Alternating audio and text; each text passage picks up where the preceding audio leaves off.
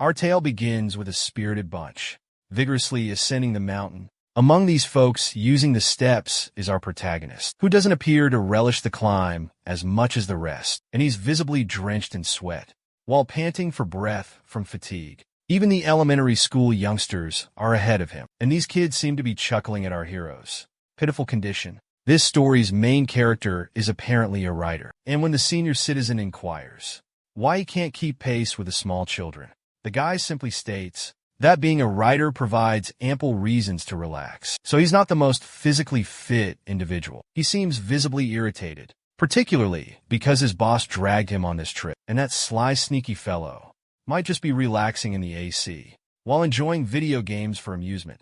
To enact his vengeance, this feeble soul, irritated fellow, is eagerly anticipating inundating his crafty editor with countless revisions that even the AC won't rescue him from the burden. But destiny plays its most humorous hand, and the crutch our oblivious protagonist snaps. Upon losing equilibrium, he topples down the slope despairingly.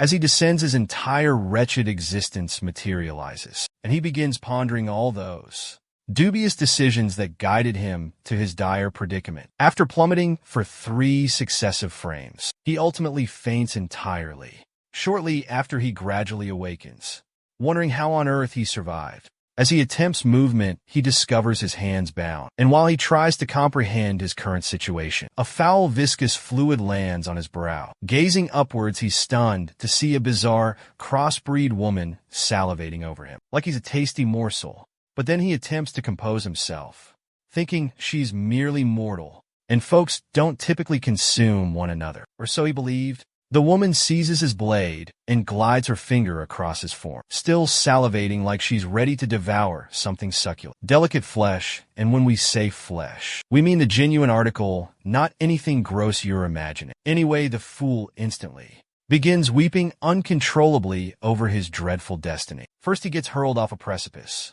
and if that's not awful enough, he's now poised to be someone's supper, with the lady towering above him, her eyes sparkling with mischief. She, in her native tongue, instructs him to utter his last words before he embarks on the next phase of his existence. But then, in an unexpected turn of events, she slices his bonds with her blade, freeing him. Totally perplexed and utterly disoriented, he is clueless about what's happening. Apparently, the woman was merely toying with him, because she has no appetite for humans, regardless of her growing hunger. The lad can't comprehend her words, and that's when his curiosity sparks. Looking closer, he spots her pointed ears, a tail protruding from her rear, and her peculiar look. A sudden epiphany hits him, believing he somehow got transported to another realm. He's grappling with the situation, trying to accept his predicament, but he attempts to compose himself, to assess his surroundings. His eyes widen upon seeing scattered bones and a nearby fire pit. Noticing these, he's quite certain he's arrived in the prehistoric age. A glimpse outside validates his suspicions, as he observes a settlement of beast-like individuals. There's no denying it now that he's somehow been thrust into an ancient civilization. While he's occupied observing the bustling spectacle, he's addressed by this imposing fellow, leaving this fool utterly petrified.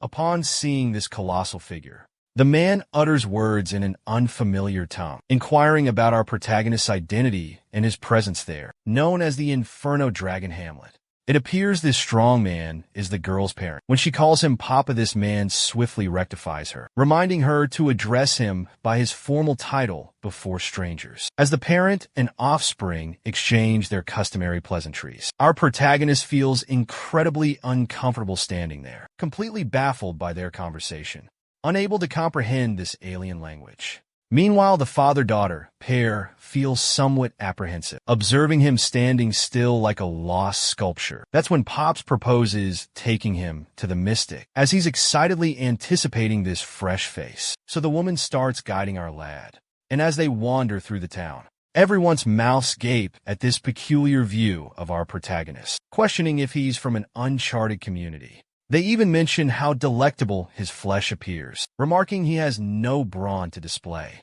emphasizing this fellow isn't a brawny combat. It appears the bloke isn't relishing the spotlight, but he continues strolling with a visage full of apprehension. Unsure of his next move, he spots the mound of animal remains, which at least comforts him that these folks don't crave human flesh. They've also aided him by providing refuge. Abruptly, the gent hollers at him again, but our champion simply gazes blankly as the fellow keeps talking in what seems like nonsense. It appears even the paternal character has grasped that this chap can't grasp their meaning. He indicates a specific cabin, suggesting our protagonist enter.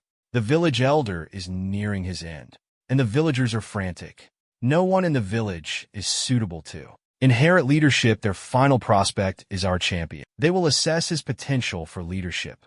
As our hero enters the dwelling, the elder beckons him nearer. The perplexed youth advances carefully. Once they confront each other, the elder gazes intently with luminous eyes. Our protagonist drifts to an unfamiliar realm, conveyed by dragon-shaped flames. The elder inquires if he perceives the dragon, astonishing our lad. Mutual understanding dawns. The elder reveals they're within our hero's spirit. Mentally linked, the elder summons the flame dragon anew and inquires if our protagonist can spot it. Perplexed but noticing the serpentine dragon creature, the lad clumsily affirms. Upon opening his eyes, he's back inside the cabin. The elder proclaims, he'll be enrolling in Inferno Dragon Village as their future mage. The inhabitants erupt with delight at discovering their new magician. Nevertheless, not everyone appears content, and one lycanthrope is griping about a youngster becoming a wizard, while most are unbothered, provided they possess someone to lead the community in future times. The boy's not particularly thrilled about being a conjurer either, but it seems he's committed to this fresh vocation. The females then compulsively escort our protagonist around the settlement to familiarize him. As the residents converse amongst themselves, we learn our protagonist's moniker is Sube. Everyone deems his appellation quite peculiar and hypothesize about which clan he might be affiliated with. Among them, a lady weeps tears of elation, glad they won't be criminals anymore, since Sube was picked as their new chief. Their emblem of the Fire Dragon clan won't be deserted. Yet Sube himself ponders if they selected the right person for this position. Manhwa gets irritated and reminds him the powerful mage himself appointed him for this task, so he shouldn't second-guess it. The lady presents herself as Manhwa and guarantees him he can count on her if he requires assistance. Considering this, Subai instantly requests her to inform him about the clan. Manhwa enthusiastically starts to clarify their tribe is known as the Fire Dragon tribe, deriving its name from their totems, also called fire dragons. She continues to detail there's a mark of the fire dragon, which she struggles to express. Upon hearing this, Subai contemplates the fire dragon and ponders if his vision in the flames was the true totem. Subai inquisitively inquires about the pecking order. He thinks it strange that despite her father being the village leader, why he must heed the shaman's instructions. She gives our hero an eye roll for his obliviousness and clarifies that the shaman is really the top dog. The one in charge then comes her dad, Yin Xiao, as the headman. Beneath them are the hunt leaders. Next are totem warriors, followed by reserve warriors, and lastly, ordinary villagers. It's a ton of info for Subai to grasp, but he reckons he'll catch on. Soon Manhua's mood becomes somber as she speaks about how their clan once flourished on their native land, numbering almost 300 people. But things went south when the Black Snake clan attacked. Those vile serpents slaughtered many of their kin and seized all the fertile land, forcing the Inferno Dragon clan to retreat. Now she's resolved to gain power, liberate their captive companions, and expel those creatures to recover their territory. Moments later, we see them both meandering, with Manhwa guiding our protagonist and acquainting him with the surroundings.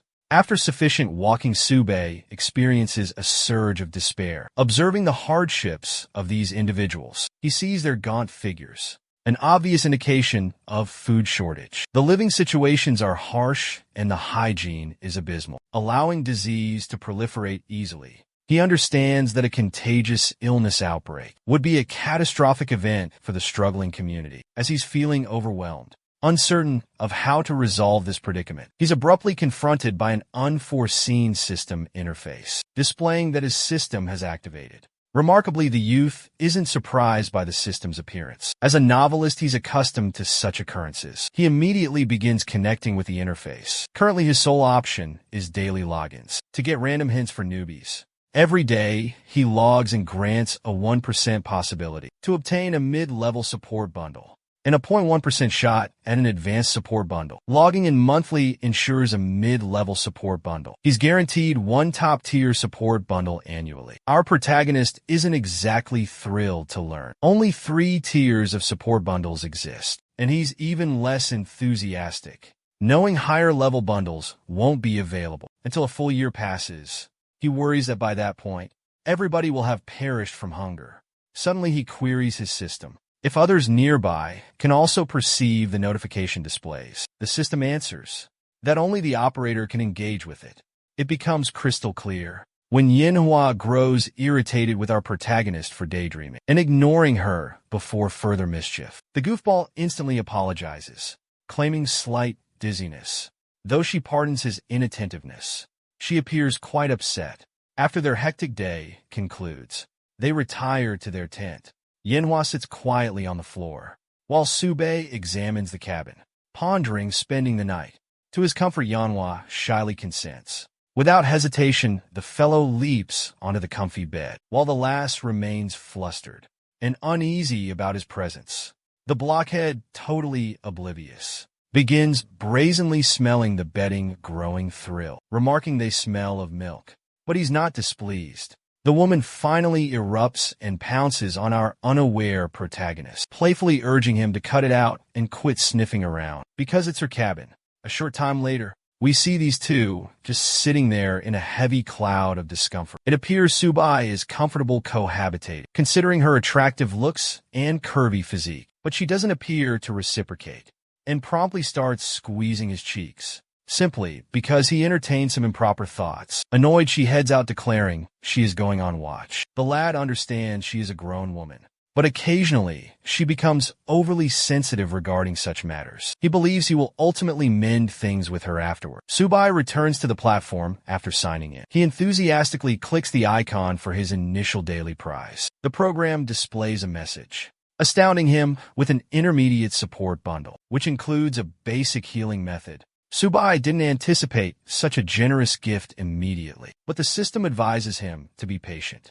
It's a perk for his initial login. After exploring a little more, he discovers he can upgrade his healing skill once he reaches maximum proficiency. So he accesses his character stats to monitor his advancement. He anticipates impressive attributes. He's disheartened by the portrayal, labeling him a sedentary rider with poor health. He exhales and resolves. Physical training is necessary for survival in this harsh realm. As dusk arrives, the shaman plays with vibrant stones in a hut. Chief Yinjiao inquires why a random child was chosen as their future shaman. Coughing, the elder reminds him, our protagonist is the sole possessor of the shaman's gift. The shaman's cough intensifies and he expectorates blood, immediately alerting Yinjiao. His remaining time is limited to mere days. Burdened by his condition, remorseful, the leader faults their own frailty for failing to resist the serpent clan and overburdening the healer. The elder comforts him with a gentle touch, encouraging him to release the past and embrace the future. He instructs the leader to announce that the legacy ritual commences in 3 days. The worried parent continues observing our protagonist, suspecting him to be an infiltrator from the Serpent Clan. But the elder dismisses his anxieties once more, stating it's impossible for the Serpent Clan to nurture someone so pure and guileless. The healer examined the boy's spirit and detected no ill will. He was pristine like a spotless stream, and all signs indicate he likely originates from the fabled Grand Tribe. Following that assurance, the man appears at ease and chooses to depart, to commence preparations for the legacy ritual. Prior to Yin Xiao's departure, the elder implies shamans often have remarkable offspring, suggesting he prepare to train more shamans. The father understands the shaman's meaning and nods reassuringly, agreeing he'll likely have many children. Meanwhile, in the coming years, the woman was already listening to their discussion and overheard everything the shaman said. Caught, her father becomes angry at her eavesdropping, but she attempts to dismiss it, telling her father she was patrolling and heard nothing. Regardless, the father tells her not to worry. whether she overheard anything or not, and says he has a job for her. Hearing this, the woman becomes enthusiastic and eagerly inquires about the assignment. The man pauses briefly, then reveals the surprise. She must connect with the shaman's heir and start having children. This brief remark utterly stuns her, and she stays speechless for several moments. But then she erupts, demanding she will only wed someone who can best her in combat and has zero desire for frail weaklings. The father becomes enraged and commands her to cease her foolishness, firmly directing her to go to him and procreate immediately, since she is already 19 years of age. The woman rebelliously begins fleeing in the other direction, yelling back that she desires no offspring and solely focuses on gaining power for vengeance. She even playfully sticks her tongue out at her father, leaving the man pursuing her from behind. Meanwhile, the elder grins as he listens to the animated group, being as lively as always, satisfied to remain and observe their development. The rocks he's clutching begin to radiate, suggesting he's orchestrating something major. The following morning comes, and the moment our protagonist exits his dwelling, he's noticeably trembling from the cold. Appears he had a tough night.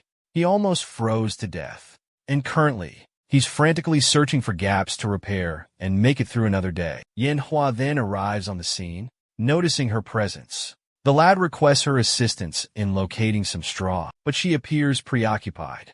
As she gazes at Subai, she can't help but envision herself playing with his offspring, which causes her unease and mortification. And naturally, she unintentionally begins striking our protagonist, while objecting to ending up with someone thin like him, as the unfortunate fellow is barely conscious. He attempts to remind her that he merely requested some straw, and nothing further. Still flustered, she inquires about his intentions with the straw. In reply, he directs her focus to the openings and clarifies he simply wants to mend them. Hearing this, she becomes irritated and guarded, even though she was the one who initially overreacted. Subei is unnerved because he is clueless about her behavior. The man struggles to rise after the beating. As he walks, he spots a nearby shelter without walls. Beneath its covering, two youngsters are deeply asleep on the earth without blankets. The last explains that many lack homes because creature fur is precious, and they must hunt it themselves for use.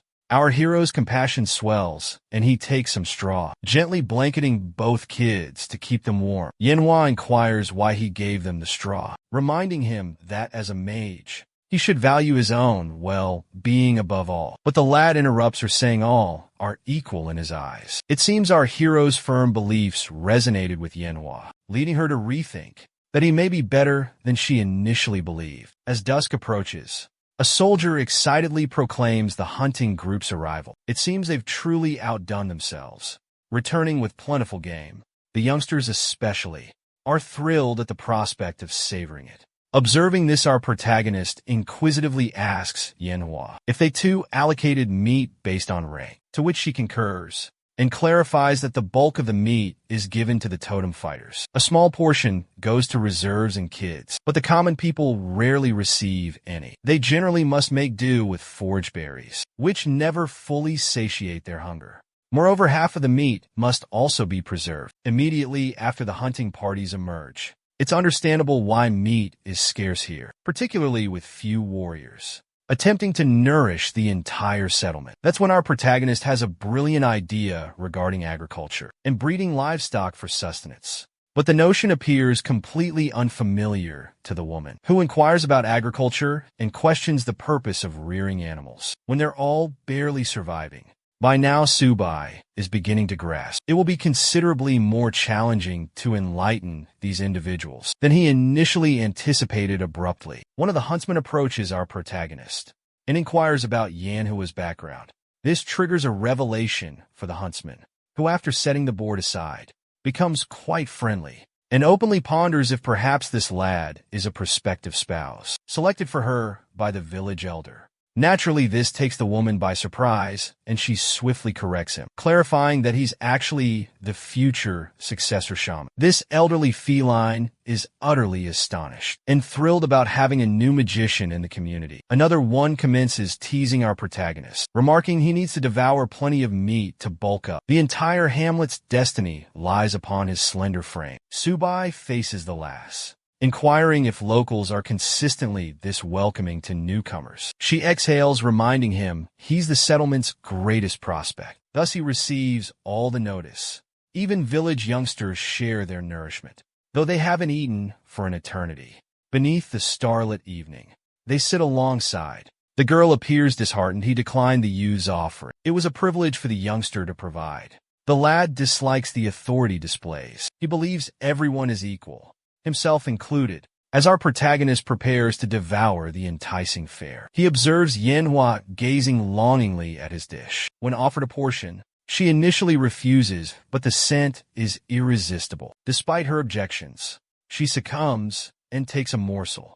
But the moment she speaks, it's evident her hunger is enormous. In one massive gulp, she consumes over half the flesh, leaving our protagonist amazed by her bite's magnitude. Her palate is in bliss, relishing each instant of the meal contentedly. The lad finishes the remaining flesh and finds it nearly identical to food from his homeland, though he desires some seasoning. Hearing his comment, the woman presents a wooden flask, holding the village's last remaining seasoning, a valuable item she's kept for ages. Despite its rarity, she allows our hero to use it. Recognizing his shaman status, Sube pauses, understanding seasoning's scarcity in this ancient time. Compared to his world, he returns at choosing to consume the bland flesh. Though she initially offered it, she reclaims the seasoning hesitantly. One more time, Subai feels heartbroken by the plight of these unfortunate souls. Knowing he lacks quick fixes to their troubles, he then starts to consume his meal. While inquiring about the origin of the seasoning, Yanhua notes that a different group of hunters from their clan traveled to a nearby community. Every 2 weeks, the leopard deer clan hosts a bazaar, where folks from neighboring clans can purchase diverse wares. The lad then asks about the duration and journey to this marketplace, and Yanhua replies it requires roughly 10 days. Learning this, the youngster resolves to attend the bazaar to discover more about this realm. Abruptly, an individual walks up from behind, and Yanhua swiftly muffles her to prevent getting detected consuming flesh. The fellow tells our protagonist that the mystic has summoned him. Moments later, they reach the mystic's dwelling, and Subai appears before the eerie elder. Today is when our protagonist will grasp the fundamentals of sorcery, and everything in between as he prepares himself. The elder inquires if he grasps the meaning of being a magic wielder. Subby scratches his head, appearing uncertain. The elder nods knowingly and elaborates, explaining that a magic wielder is the tribe's guardian, the one who shapes its destiny and directs its course. To acquire the title, you must conquer the totem abilities specific to your tribe and awaken those totem symbols in the warrior's blood. The boy then inquires about the totem warriors and what makes them so formidable. The elder clarifies that totem warriors are the strongest individuals in the tribe, apart from the magic wielder.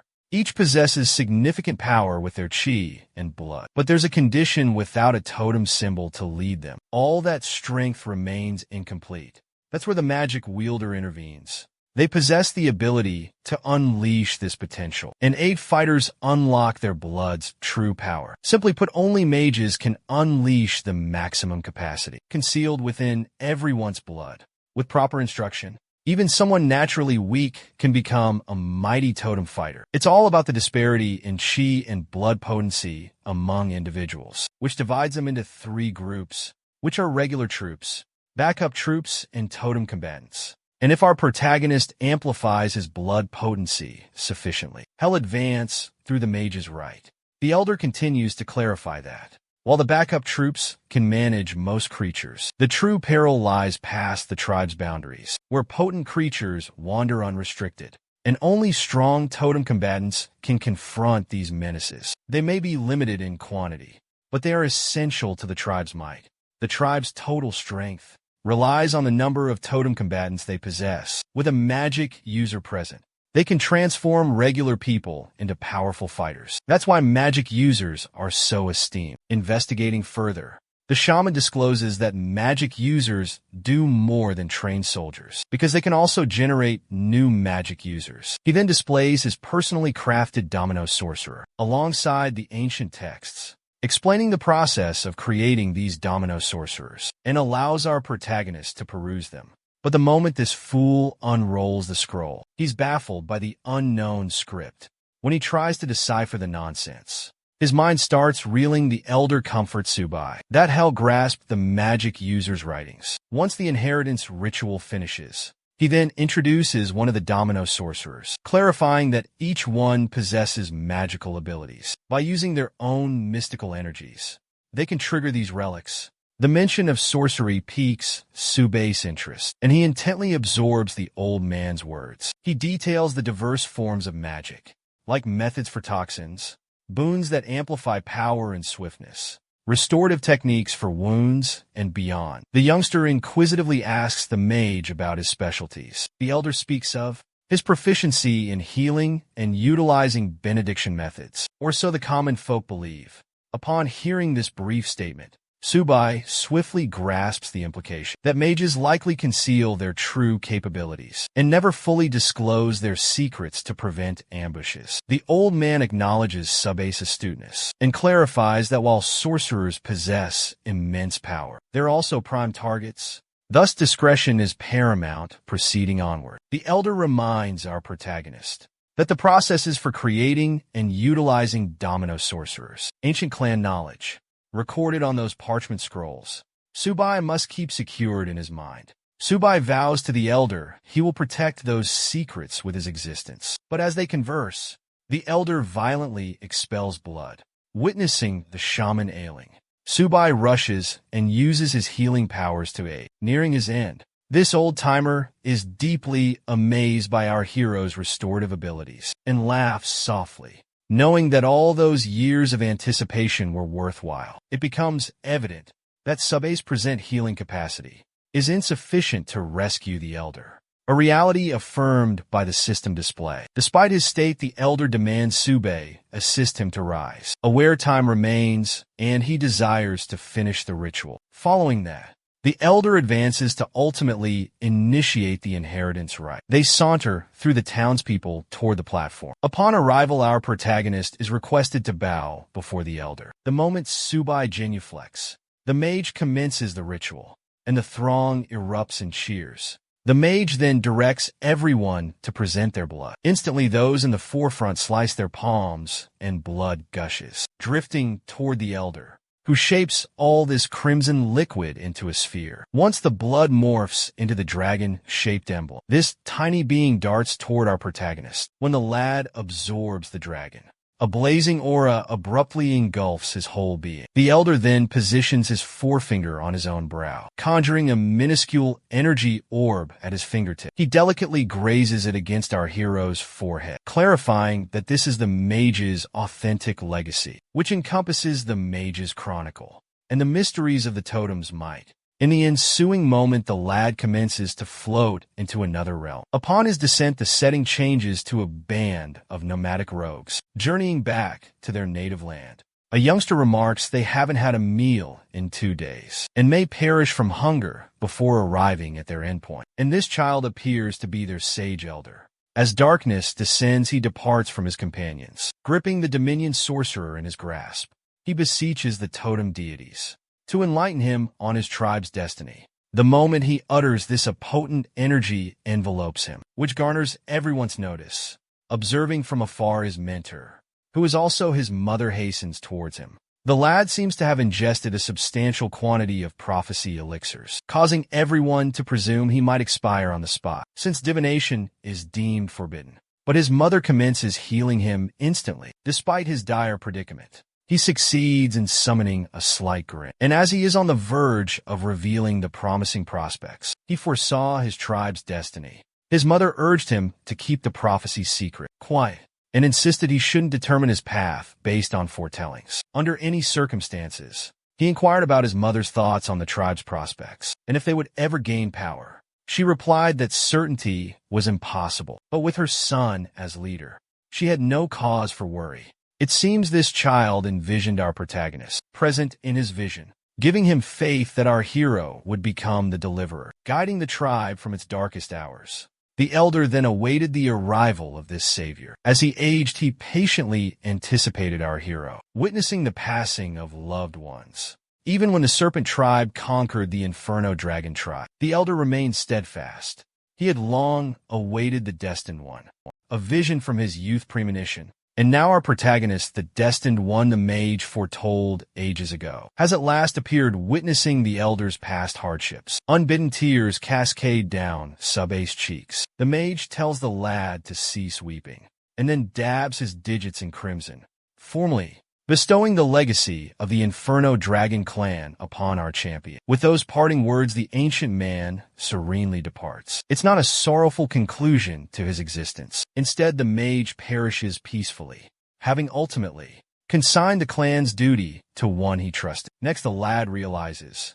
He awakens in the cabin, understanding he must have been taken there after the elder perished. It seems our protagonist now possesses fresh abilities, particularly after conquering all aspects of magic and glyphs. In essence, the glyphs are akin to a mage's script, derived from an assemblage of mage's symbols. The primary mystery of the succession ritual is the legacy of these designs. He also observes his sight has dramatically enhanced, correcting his poor vision, and his physique feels more robust than before. He then examines his system attribute display and is pleased to discover his endurance, power, and agility have multiplied, while his essence has grown 10 times. He also detects a supplementary surge in magical ability. Curiously, he notes his magical capacity and spiritual force levels are identical, pondering if there's a connection between them. The system discloses magical energy originates from spiritual energy, but abilities acquired from system bundles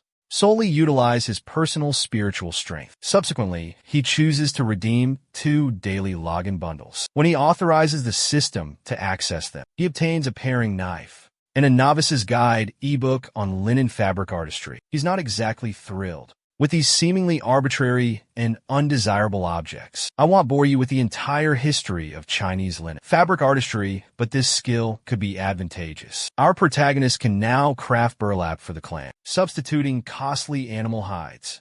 He's suddenly summoned by the village leader, who expresses regrets for the disturbance and tells him he should now inhabit the former shaman's dwelling in the central hut as the tribe magician. The boy experiences a wave of sorrow, recalling the deceased shaman, and inquires about his remains. Just then the lion fellow appears and clarifies that they adhered to the old shaman's guidance and incinerated him. All that's left are the ashes, is what resembles a stone fragment. And it appears this stone isn't just ordinary, but is in fact an artifact.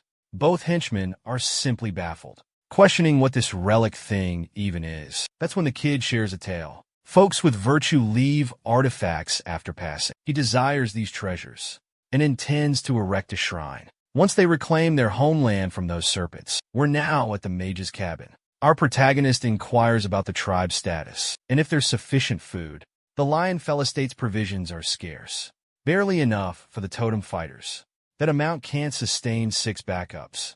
Upon hearing this, our hero becomes concerned and asks if they only have 6 left. The leader clarifies they began with 26, but many were seized by the Black Snake tribe's warriors. During the journey, they perished or were enslaved. Now our hero's primary concern is the Black Snake tribe. To strategize, he inquires about the enemy's territory.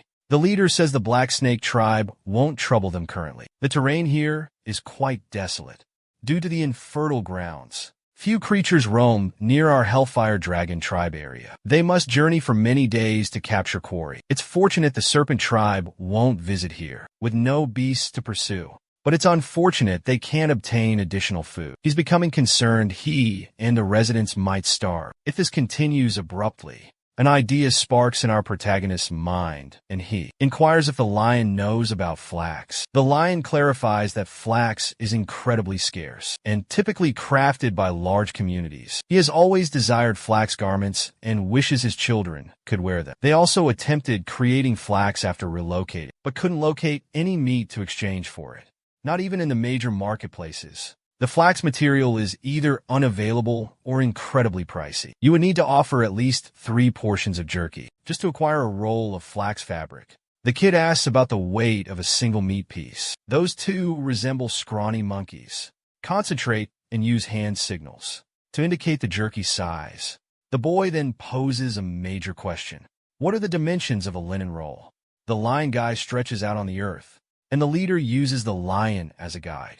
To gauge the linen's length, Subaru's mind engages. He deduces that a 10-meter linen roll requires at least 300 pounds of jerky.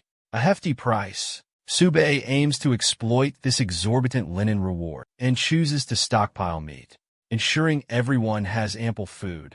In the following sequence, the warriors and the lion scour a meadow, seeking specific vegetation.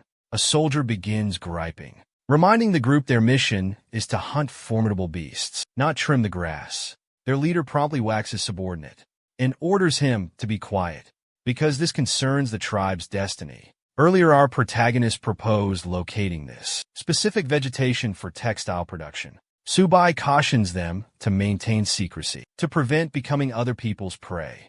Currently, the lion is enthusiastic and resolute in not disappointing their shaman by leaving the task incomplete. Back at the shaman's residence, our protagonist is brooding, feeling anxious. Their current meat supply is insufficient for survival, and he won't produce linen in time to barter for more meat. Having only told Lion Kongsher and Chief Yinjiao, he fears gathering sufficient material will be lengthy. The linen production method is confidential, and he can't simply share it with everyone, because it could land in the wrong hands. In a worst case, they might not locate the materials, and he can't disregard other needs like housing, sodium, and potable water. Just pondering these matters makes him hit his head in exasperation. Ultimately, he understands he's merely a writer who failed his economics course way back. Abruptly, Yanhua enters the picture. Noticing him pouting, she gets awfully close to feel his forehead, and the prude inside this goofball compels him to retreat, inquiring what she was doing outside, to which she clarifies she's simply fulfilling her duty to safeguard the mage, since her dad and the other fighters are gone. The lad counters by asking if she can defend herself. Yanhua becomes irritated and starts jokingly strangling him, making the poor fellow gasp and blanch. He swiftly makes amends, confessing he has zero uncertainty about her prowess. He resumes his sullen demeanor, murmuring about if mages handle all the burdens solo. Yanhua promptly notes mages always possess a companion, but sadly, amid their clashes with the Dark Serpent clan, the aide attempted to shield the mage, and the Serpent faction felled the very foundation of the Blazing Dragon lineage clan that time. Then the lad inquires if Yanhua recognizes anyone astute, commits diligently, and possesses both noble aspirations and worldly wisdom. Hearing this, Yanhua beams, leans closer, and queries, what about herself? But the youth pulls her back to earth, informing her she utterly lacks each of those attributes. The last becomes entirely infuriated and commences sulking. Resentfully proposes he choose Miko alternatively. When the lad questions Mika's identity, Yanhua clarifies she's typically a woman who manages everything for the mage, from tidying to offering guidance. Subaru beams with delight, discovering he's located exactly what he required. He inquires if Yanhua knows someone who could serve as their Miko. She's initially reluctant, but eventually acknowledges her companion might be ideal for this position. The sequence then transitions into a recollection, where we observe Yanhua's father assert she's perfect for the Miko role, since she's been around him frequently recently. Although she's not interested in being someone's caregiver, her dad attempts to pressure her into it. She begins weeping and shouts back at him, questioning how she's supposed to gain strength and pursue vengeance if she ends up simply being someone's servant. In the present, while she's remembering all of this internally, the lad asks her again about where they can locate Miko. Yanhua gestures towards a cabin, as she's preparing to summon her friend. The youth halts her, demanding a personal inspection before proceeding. Upon peeking, he spots 3 women. One with fox ears and a tail stands out. He's fairly certain she's the one Yanhua mentioned. Yanhua inquires about his thoughts on Yuing. The boy shyly notes her beauty, yet she appears delicate, and her facial tribal markings are diminishing. Yanhua swiftly dismisses his worry, claiming Yuing may seem weak, but she's the most hard-working and compassionate person, despite occasional stubbornness. She adds that her uncle is Lion Kanshi. Her folks died young, and her aunt brought her up. Her aunt recently conceived, and Yuing relocated, so her aunt could nourish herself without sharing. The boy admires her selflessness. Within the dwelling, the other 2 women propose to Yuing, that she should simply be the sorceress priestess, instead of facing adversity and tolerating nonsense, just to survive. Ewing instantly becomes flustered and nervously tells the women that she doesn't believe she is worthy of the privilege of becoming the sorceress attendant. The women continue to badger her, joking with their sarcasm that I won't repeat, but Yu Ying's answer stays unchanged. Beside her companion, Yanhua once said her aspiration is to be a priestess, and as Yanhua's comrade, she doesn't want to steal this chance from her. As she speaks this, our protagonist hears everything, and Yanhua becomes enraged seeing Yue divulge her confidence openly before our protagonist. In a fury, Yanhua storms in angrily and berates Yue, insisting on knowing what she's going on about. Yue is stunned to see her pal bursting in, and with her voice shaking in fright. She wonders if Yanhua was listening in. That's when the lad steps in, explaining that they were merely watching. Now, Yue begins weeping because the powerful magician overheard all, and she's feeling so mortified, she longs to vanish. But the youngster keeps wanting to pose some inquiries. His initial one is, can she write? The other women are astonished and stunned to learn their select can also write. Yu chimes in, confessing that she actually can't write and regrets this. The kid gets totally perplexed seeing their responses and inquires if he just questioned something forbidden. Yanhua then reminds him that only the major clans possess their language, while the Inferno Dragon lacks one. Sube cuts to the chase and inquires if Yu truly desires to be a Miko, particularly because Yanhua was so eager to suggest her. Yu Yen becomes perplexed and ponders if Yanhua had no interest in becoming a Miko herself. Yanhua repeats the same spiel about vengeance and transforming into a totem warrior. Moreover, she deduced her companion is the ideal candidate, as her ambition is also to be a Miko. The lad encourages Yu to embrace her aspirations, but the lass remains timid and somewhat foolish. So our protagonist departs, stating if she chooses she can locate him.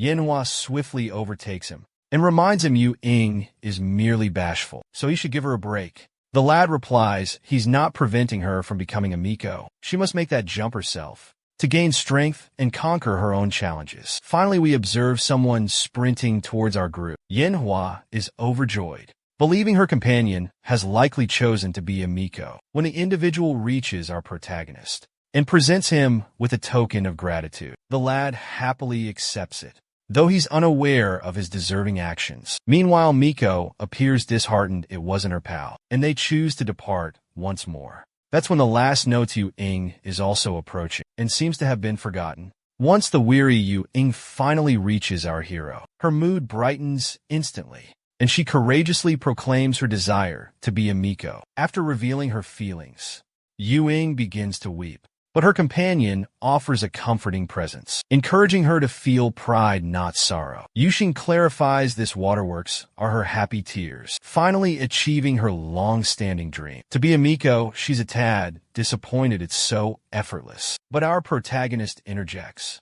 mentioning there's no need for such rigid requirements, as he observes both women. This fella is simply pleased by their attractiveness, even if they can be somewhat irritating. He has no complaints, so long as he can admire their voluptuous figures. Subai then suggests Yue cleanse her face, but she swiftly retorts that she wants squander valuable water, simply to splash it on her face. This leaves the lad perplexed like a fish out of water, and the women begin panicking.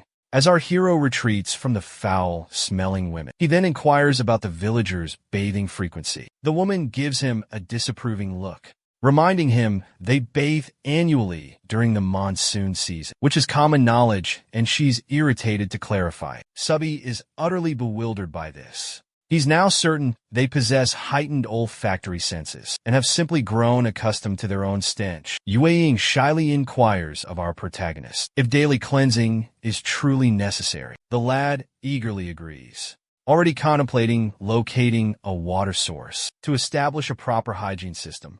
He asks where they can locate water nearby. Yanhua indicates a small pond in the southeastern woods, but cautions about formidable creatures nearby. Only totem bearers can access it. Water is delivered and supplied by these fighters, but only sufficient to satisfy their thirst. Sube demands they guide him, but both women seize him firmly, sufficiently that this frail, pathetic excuse for a man begins suffocating on his own blood. They caution him against venturing outside, because it is excessively perilous and hazardous. But Subai prefers risking the creatures outside than remaining confined with these boisterous females. Ing interjects, reminding him about the chance of abduction by other banished totem fighters from competing clans, which has definitely occurred, and that's why magicians can't roam alone. Despite all the objections and cautions of peril, he's determined to investigate the situation personally. He contends that bringing hunters just to retrieve water is a waste of effort. While the group is disputing, there appears to be someone observing them. As darkness descends, the women reluctantly accompany our protagonist through the shadowy woods. After abandoning his desires, they vow to safeguard him, even if it means jeopardizing their well-being. Despite attempting to evade danger, they're oblivious they're being trailed. The lad worries over whether these unaware females even know their destination, because he doesn't want to perish a virgin. As they trek, a creature's shadow lunges at them. Suddenly, their pursuer leaps into action, seizing the monster by its neck and crushing its blade barehanded. Shockingly, this fellow, who resembles a low-paid goon, belongs to their clan, and the woman following is Annie Hong, called Dark Talon amongst their kinsmen. When the goon finally has his neck freed, the man shouts, gesturing elsewhere, inquiring if their champion brought any tile mages, since a comrade is severely wounded and requires immediate healing. It appears this hardened man is truly in dire straits. The leader tells him to stay put, but the harmed man urges swift action, cautioning that creatures will quickly surround them. Attracted by the blood's aroma, suddenly they notice rustling in the foliage. A guard reacts instinctively. A random projectile hits this unlucky fella again, mistaken for a wild creature yet again. When the leader realizes they've confused their own people for strangers, they abruptly stop. However, not before the leader playfully knocks the victim on the head, inquiring why he's with the mage, when he should have only brought a domino magician. As the other women anticipate a reprimand, our protagonist intervenes, telling the leader to stop hitting these guys, since he was the one who demanded to depart the town initially. Our hero gets to work, mending the bizarre duplicate of Griffin. Everybody observes the wounded man getting healed rapidly. The kid remarks this swift healing must be due to the totem warrior's durability, adding that if a normal person took that blow, they'd be in their own tragedy. Once Subai finishes healing the man by constantly using his restorative powers, this duck is astonished finding his enormous bodily cavity fully mended. Subai is utterly spent after the extensive healing, lightheaded and on the verge of fainting. When he examines his attributes, he discovers his healing skill has surged 9 points. Resolved to further enhance this capability, he views it as his absolute best tactic. Knowing he rescued that duck from death's door, he then inspects his remaining attributes and queries the system on restoring his mental well-being. The system advises him to simply rest or consume a restorative elixir. Subby addresses the leader and asks what caused their severe wounds. The leader discloses that this flappy bird became overly confident with his flight and was consequently struck by deadwood wolves. Capable of laser fire, Yanhua squeezes Subei's cheeks, reminding him Flappy Bird might be a top-tier novice totem warrior. He still got defeated if he can't manage it. This location is certainly a fatal snare for mages like our protagonist. Okay, it's not simply the common woodland creatures you gotta look out for, but also the massive, formidable monsters that only resilient individuals and combatants can confront. They're ranked from feeble to powerful, and there are 3 kinds: hybrid, purebred, and inherited breed creatures. The totem warriors possess 3 tiers of power as well. Currently, it's solely our champion, the head lion Kangxi, and that fluttering avian in the upper echelon. When you attain peak novice totem warrior rank, you're apt to advance to the mid-level. Monsters like those withered timber wolves, with their distant assaults, are a true nuisance. If they ambush you, close quarters combat is your optimal chance for victory. Subei remarks, his restorative abilities resemble ancient Chinese remedies, with physiotherapy commencing to hasten progress. As the leader begins his journey home, our protagonist throws a tantrum, demanding they must locate the water source, or the tribe is doomed. But the leader remains resolute, declining any hazards But the youth persists. Speaking of the children, the females, the seniors, all requiring water for survival. He disregards his own well-being. It's about upholding his pledge to the ancient mystic. He assures his father-in-law they will retreat if necessary. Finally, the leader consents to the arrangement and gathers everyone to safeguard the mage. Unconditionally, the tribe mirrors the leader's resolve with their own vigor. Soon after, this frail man struggles to maintain the pace, but he is relieved he isn't lagging too far behind, as Yu-ing is trailing him. Then Yu-ing presents some recently harvested fruit. It dawns on him. She's clearly more capable. His wounded pride brings tears to his eyes. The leader abruptly halts, choosing to make camp before the water hole. Morning arrives. Creatures lurk at the pool's edge. Deadwood wolves appear menacing. The leader assures the boy they can manage the wolves. Somehow the true threat lies in the lake, known as the rock crocodile. He states, even if every totem warrior directly attacked these beasts, defeating even two would be difficult. These crocodiles travel in large numbers. The father-in-law clarifies. They typically wait for the reptiles to sleep outside the water. Then they fetch water in 4 trips. Unconvinced by this crude yet silly plan, the boy proposes a wiser tactic, which requires excavation. He informs the perplexed group it's not simply a lake, but a natural basin collecting precipitation and drainage. There's no indication of vaporized water lines from monsoon overflow, meaning it's nourished by drainage and subterranean water. They can excavate a trench in adjacent lowlands to direct the lake's water to the clan, sparing them countless journeys. Although these 2 women comprehend none of it, but they're certain this must be a superb notion. Black Fong immediately dives into the excavation task, but our protagonist wavers, gesturing to his battered physique that may hinder his labor. The wolf simply dismisses it, claiming it's merely a scrape, though the chief's last blow still leaves him slightly disoriented. Sube then recalls another issue troubling him and inquires of his father-in-law why everyone invariably attacks first, without ascertaining who it could be. Their adversary, the elder, explains it's their predatory impulse. Because in the hunt, the first striker often has a greater likelihood of victory, so they jump in without hesitation. He also notes that the tribe's soldier count has become significantly reduced, so caution is impossible. And this observation leads the lad to swiftly express remorse for questioning their mindset. Black Fong immediately commences excavation, despite lacking a starting point. Henceforth, our protagonist delegates tasks, and everyone gets busy as Yanhua works diligently. The youth can't help but notice her attractive posterior, though it's unclear how it's plot relevant. After a moment, Yanhua announces smooth sailing. The lad's initially elated, but then he suspects they're overlooking something crucial, and right on time he recalls that these creatures might utilize their trench to enjoy a leisurely afternoon. Pool gathering. Our protagonist proposes an adjustment. Before they construct a wildlife watering hole, instead of tribal hydration, to commence their next endeavor, he inquires about the bamboo grove's location. They require bamboo for their undertaking.